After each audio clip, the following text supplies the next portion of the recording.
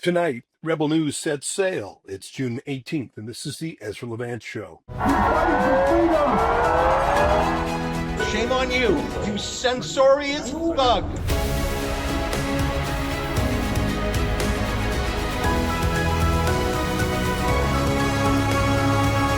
Well, hi, everybody. I am in a boat. I'm on a boat. I'm in my cabin.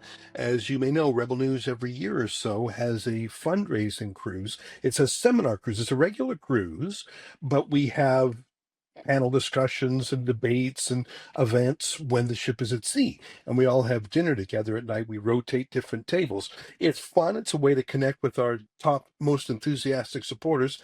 And as I think you may know, it's a fundraiser for Rebel because we tack on a couple $100 to everyone's regular cruise cost.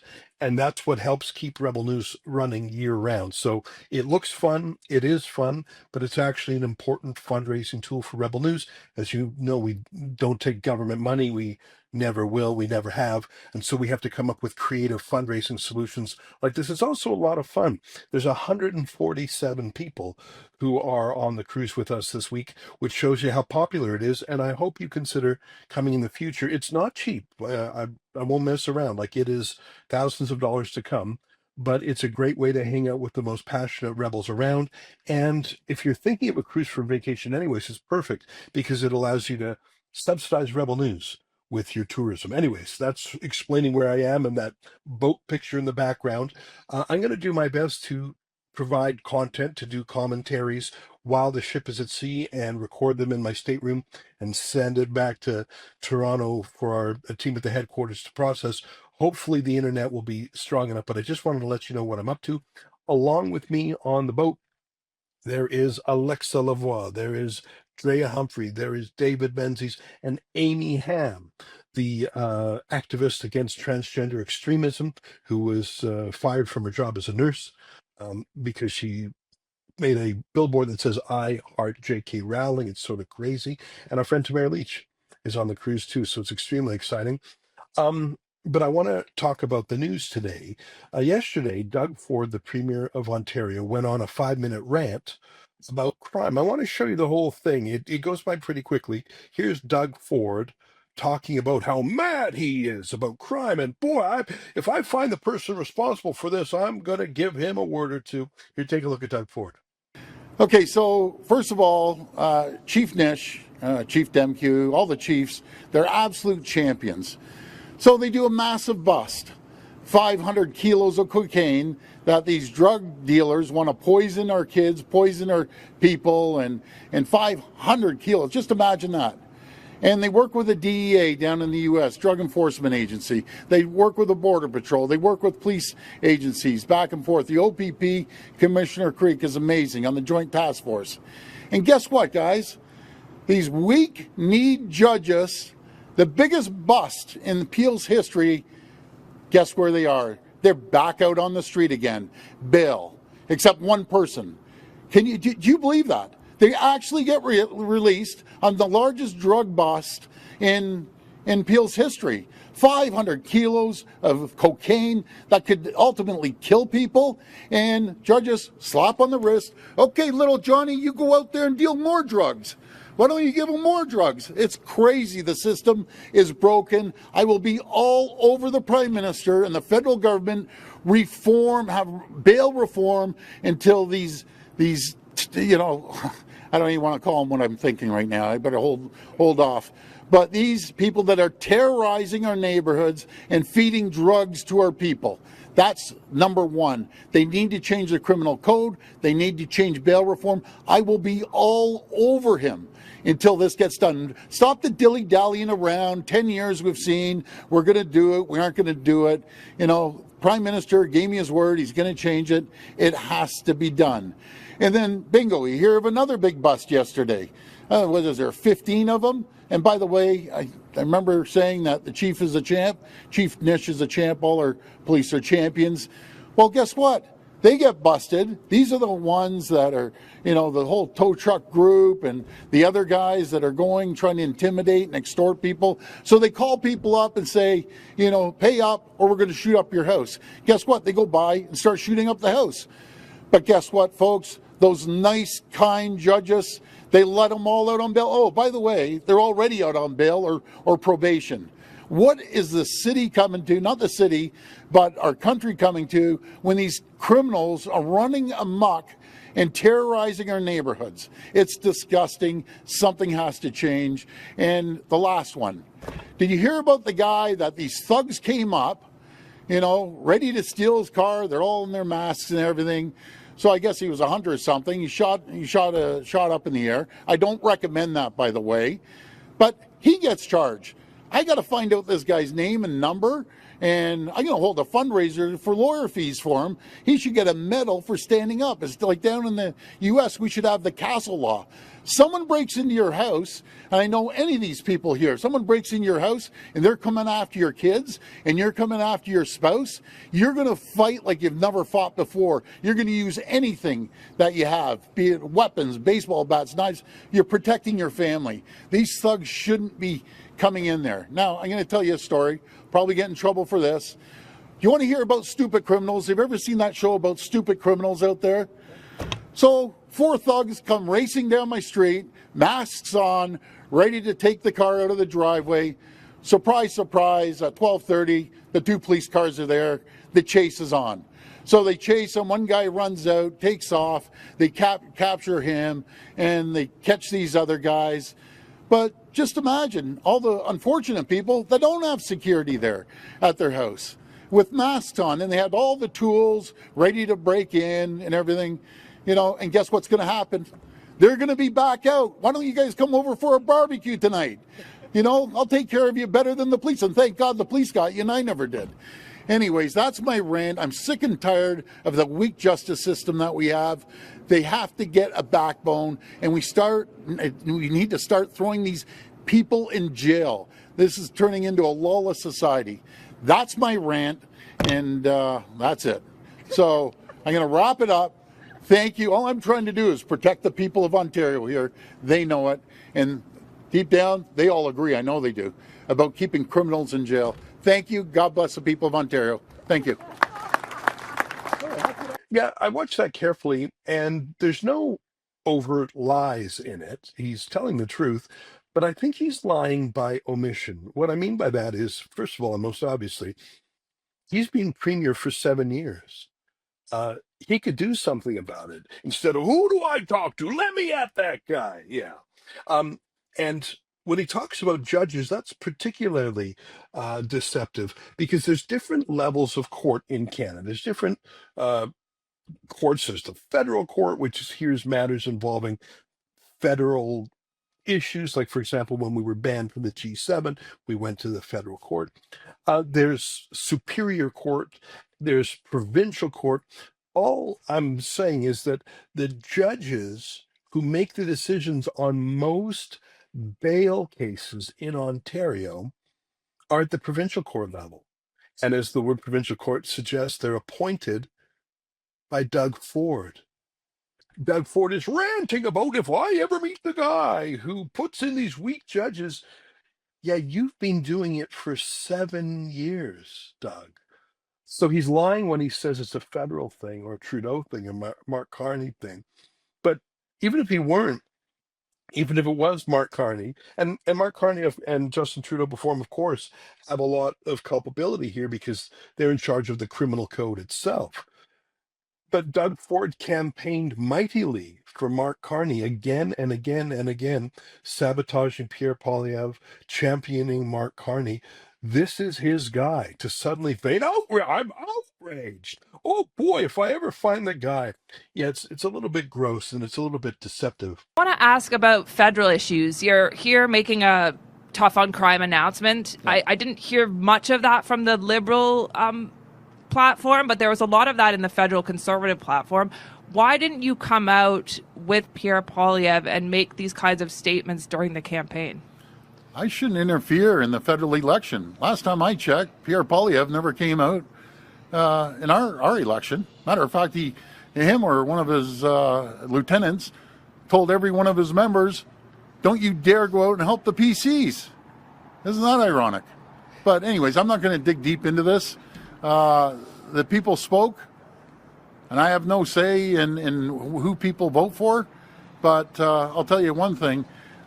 We have a government, democratically elected. I will hold them accountable. I'll hold them accountable like I would no matter if it's a conservative government or a liberal government. My interest is protecting the people of Ontario.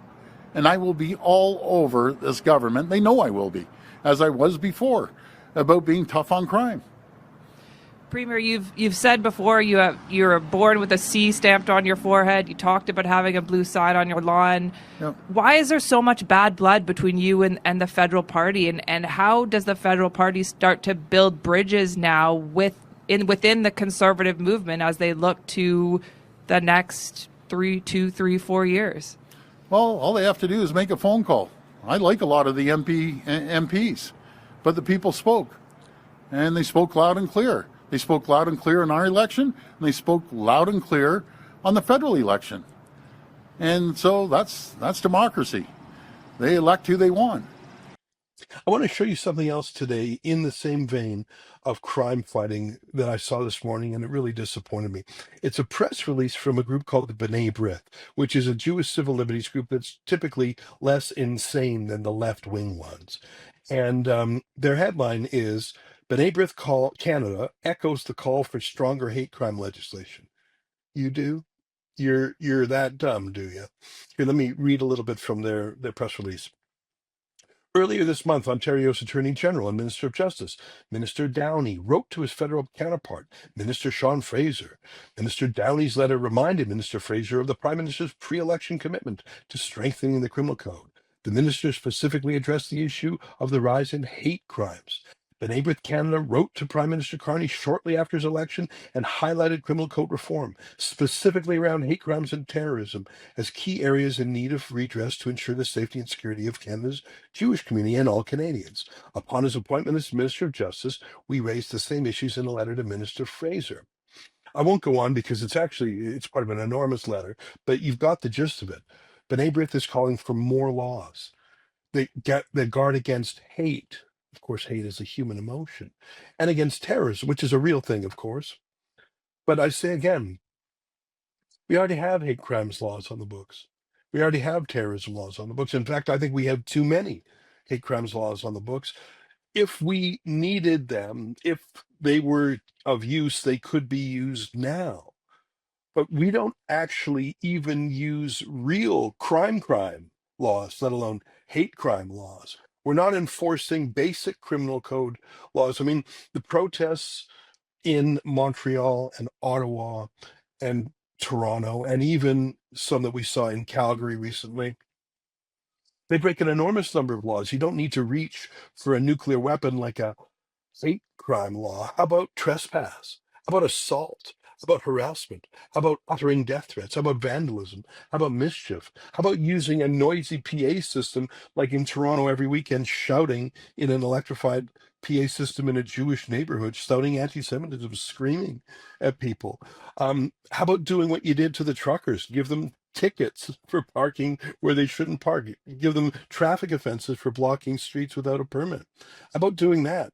And by the way, that's not Mark Carney in charge of that. I say again, the police in Canada typically are governed by the provincial government's Solicitor General. And the prosecutions in Canada typically are done by provincial prosecutors too, answering to the provincial Attorney General. So I don't know why the B'nai B'rith is participating in this sham that exculpates Ontario in some way. Oh boy, if only the Prime Minister did something about that. I actually accosted Ontario's former Solicitor General. I don't know if he still is Solicitor General. It's quite useless. He's a Jew named Michael Kerzner, and I asked him why he's not using laws that are on the books right now, including, for example, when there was a massive Hamas protest at a Jewish synagogue for hours. There's a special law in the criminal code. I think it's section 176.2, going from memory, that forbids antagonizing churches or synagogues or mosques or any religious place. And he lied. He said, oh, well, you should talk to the federal government. No, the federal government doesn't run the prosecutions. Here's my brief interview with that Doug Ford Jew. How come there were no charges under section 176.2 of the criminal code besetting a house of worship when all those protesters were outside the Bayit Synagogue in Thornhill? Well, it's a question that you're going to have to ask the York Regional Police or the Attorney General. I'm here because I'm not going to see my community intimidated. I speak out all the time in support of our Jewish community. I'm not afraid to wear my kippah. I'm not afraid to go to synagogue every Sabbath, every Shabbat, and I'm going to do everything that I can to stand up for our inherent right to live safely in our own homes and communities, and I'm not going to stop. Everything short of prosecuting them, though, right? I mean, the U of T remains encamped with an illegal encampment. You're very good on Twitter, but have you actually done any prosecutions? Well, again, this is something that you have to speak to the Attorney General. He's your colleague. You're in the government. Why should you're on the inside? No, what I can tell you is I'm working every day to You're tweeting every day that our legislation, that our regulations are adhered to. I'm standing up with my community. I've been 34 weeks, almost every single week, to the rally at Bathurst and Shepherd in support of remembering the hostages who have been held against their will in captivity in Gaza, and it's not acceptable. Well, and that's exactly why. It obviously is acceptable since you're not prosecuting it. You have condoned it. You've created a new normal where people can engage in low-level, permanent anti-Semitic crimes, assault, threats, mischief, because you guys don't prosecute. But there you are on Twitter, though, so congrats for that. It's important that the Jewish community sees a person from their own community in the Ontario legislature standing up against hate every single day, who has the support of a premier who has called it out. Where are the other levels of government today who exercise the same voice that Premier Ford does, that we will not accept anti-Semitism? You have accepted it. Where's the prosecution? Again, this is something you can ask Minister Varani, you can ask the Prime Minister. The province prosecutes. The province prosecutes. Better save your boss. They're pretty useless. We don't need more hate speech laws. I don't think we need hate speech laws at all. The problem is the actual thuggery. And we have plenty of terrorism laws right now, but we don't enforce them. Rebel News constantly bumps into people flying actual terrorist flags. We put it on TV. When I was arrested, if you recall, it was because I went down to a neighborhood very close to my own house in Toronto, and I saw this effigy of the terrorist leader Yahya Sinwar. These pro-Hamas activists were recreating this terrorist moment. I don't know if that's against a hate crime law. Probably is. I don't know if it's against a terrorism law. Probably is. But the police didn't care. They arrested me for taking photos of it. I think that this is a way for two things, for B'nai B'rith to do two things. First of all, for them to pretend that the problem is not the police, or the politicians, to pretend it's, we need new laws. That's the problem. The problem isn't the police who are turning a blind eye. No. They need more tools. No, they don't. They're choosing not to enforce the law. And even worse, this is a way for the B'nai B'rith to avoid fighting with Doug Ford. They value their relationship with him more than they value actually keeping the streets safe. And I think that's one of the problems with lobbyists all around, is that they become captured by the people they're lobbying. B'nai B'rith cares more about getting their phone calls answered and having a meeting once a year with Doug Ford. He does nothing for them, but they don't dare criticize him. I think that way lies the path to hell. Anyways, that's it for my monologue from the ship. I'm going to do my best to have some commentaries every day. My friend Sheila Gunreed is on dry land, so she'll be doing lots of journalism in our absence. And I hope to see you on our fundraising cruise next year or at other events. It's actually a lot of fun, and it's a great way to support Rebel News. All right, everybody, take care.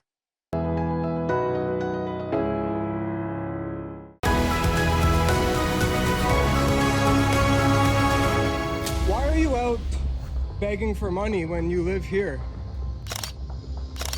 I'm about to share a shocking story involving theft, panhandling, and unpaid rent like nothing you've seen before. These people were loaded. They had a lot of money. We were concerned that he's going to burn down our house. You're about to discover a couple who came to this country to take advantage of the system and hardworking Canadians. He pushed me from the porch. At that time, I called the police too. This investigation runs deep with ties to the United States and Romania. Let's dig in. Casalina Margell is on the run. How did you get into Canada?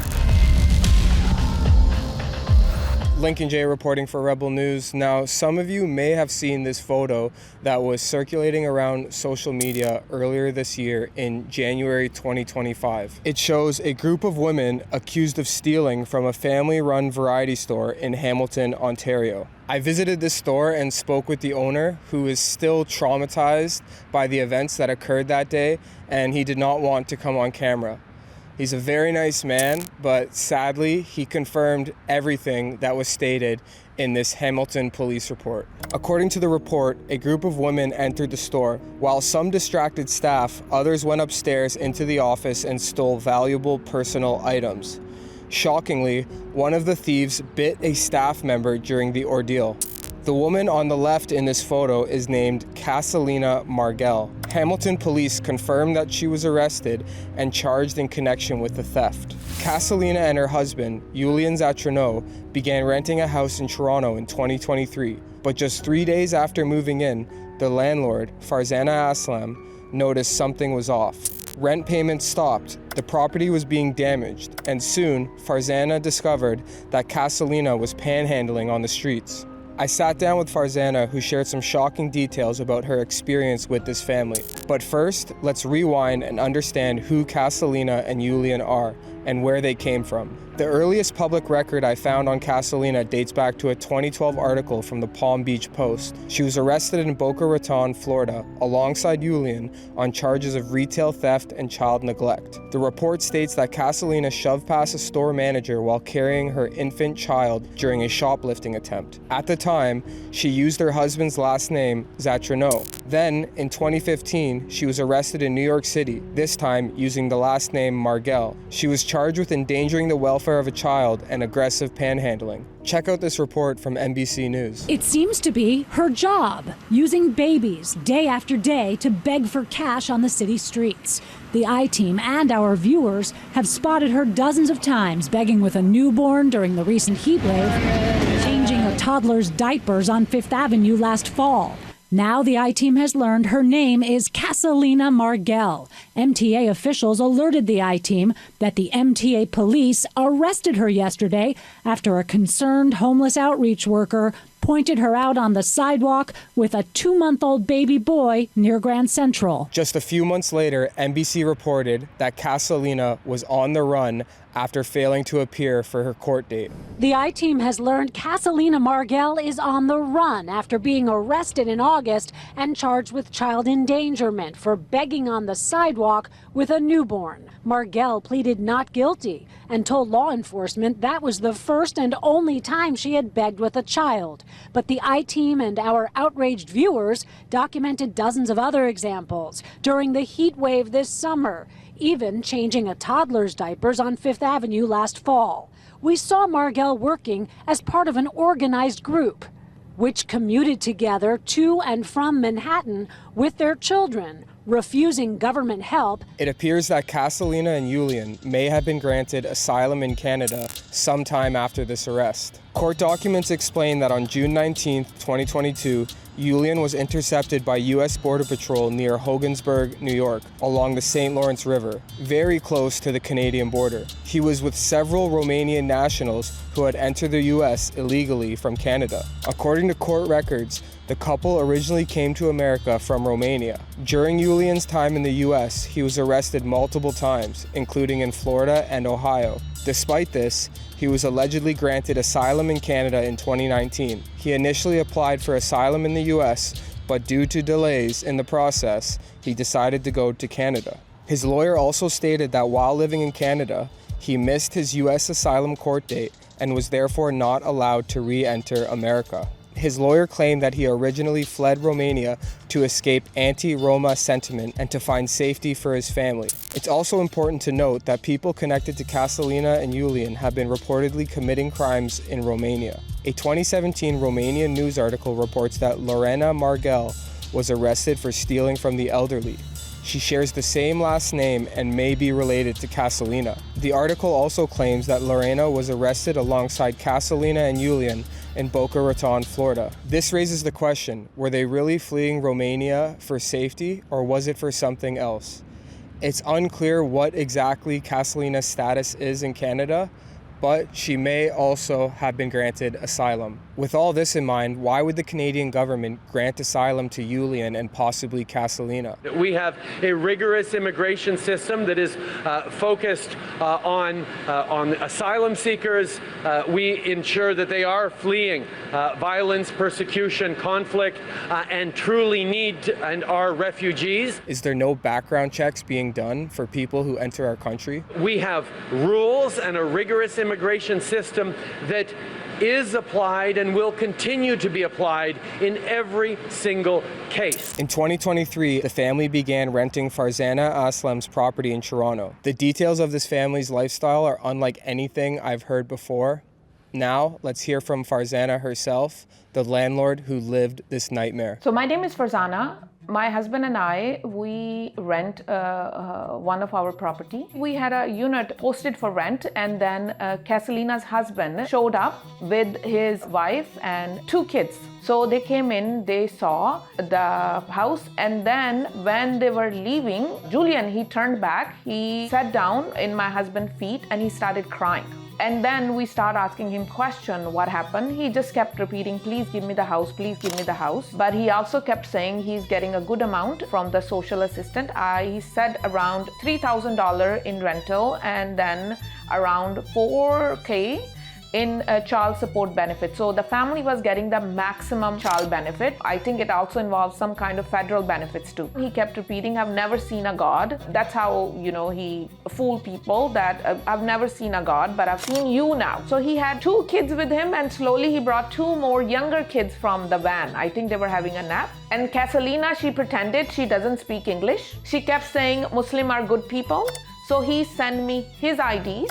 And he also sent me bank statement from TD and Royal Bank both. And he also told us in our initial meeting too that he fixed cars. So he get cash money from that too. We got overwhelmed because the way he cried and the way he screamed and the way he would sit down on the ground, it was very hard to get information out of him. When did you notice things were off? 3rd day. We had a new family in the basement unit. They start complaining very early on that these people are very loud. He also texted me one of the bedroom door came off. We had a brand new kitchen. I think somebody took a knife and scratched the cabinets. They broke the glass windows. He used to pour water down the heat vents into the basement unit, holes in the walls. They would eat on the porch and they would throw bones in the driveway and also in the front yard. Anything you could think of, they were doing it. They brought ACs, they brought fans. These people were loaded. They had a lot of money. We were concerned that he's gonna burn down our house. We put the cameras on the property, and what he used to do, he would hit or kick the cameras.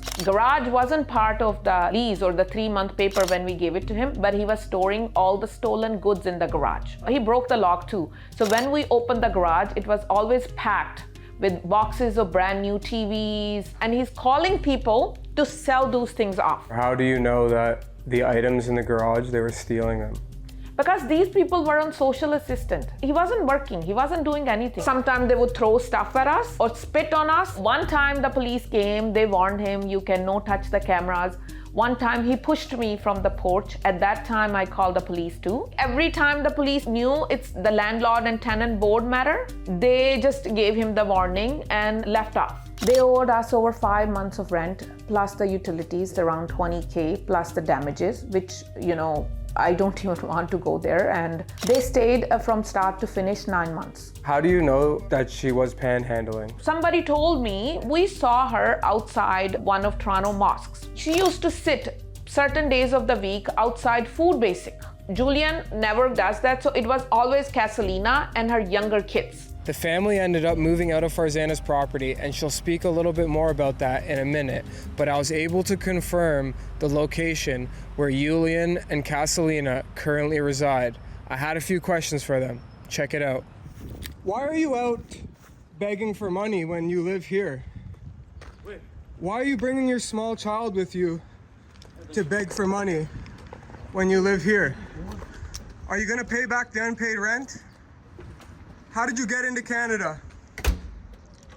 Do you think Julian was forcing her to do it? Do you think she also wants to be out there panhandling? Do you think it's a combo of both? Yes, combo, it's a joint effort. But I think what I learned, their lifestyle is they try to make or they try to get as much money they can so they can go and party at night. How did this all come to an end? He signed an N11 form. That's mean he was willing to leave within 30 days. We offered him money. He signed it. And at that time, before he signed it, he found a rental unit too in that area. They even took off the rods, the curtain rods, the screws, any possible thing you could think of, from the house, they took it off. So when he gave the keys to my husband, I was standing there. He looked right into my eyes and he told me, Farzana, you should thank me that you are getting the house back, because we could live here forever and ever, rent-free, utility-free, and there's nothing you could have done. They will do any trick in their sleeves, to get out what they need. He told me, the reason I look people like you, because they're so dumb. You can tell them anything and they would buy it. I feel sorry for their younger kids too, because when you grew up in a certain environment, you think this is how the things are. Are you still in court? No, the hearing was on August 1st. So they didn't show up and their legal representative didn't show up. What was your reaction when you saw that photo from the Hamilton Police Service of allegedly Kasalina with the other woman stealing from the variety store? And how do you know it was her?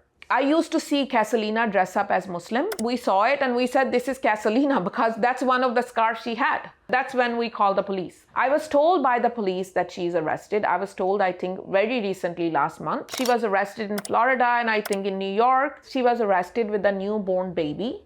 And the same baby was used by her in the Taste of Lawrence. So the same 9-year-old boy was sitting with her when I took her pictures. The Florida arrest. This one's interesting because she's using Julian's last name. But then in the other arrests, she's using a different last name. Yes. Why do you think that is? I think she just wanted to hide or protect her identity as much as possible. They were professionals. It's the system needs to change. I went to social assistant. I went to David Smith office, MPP. I met with his assistant in person. I emailed Salma Zahad. I also emailed Doug Ford office. So I went to as many places as I could think of. I thought that these people are there to assist, but it's amazing that for a landlord and tenant board matter, when you have all the evidence, that they all just watch you. I think the system is set to fail people like us. Why is our government allowing people like this to enter our country and rip off hardworking, honest Canadians?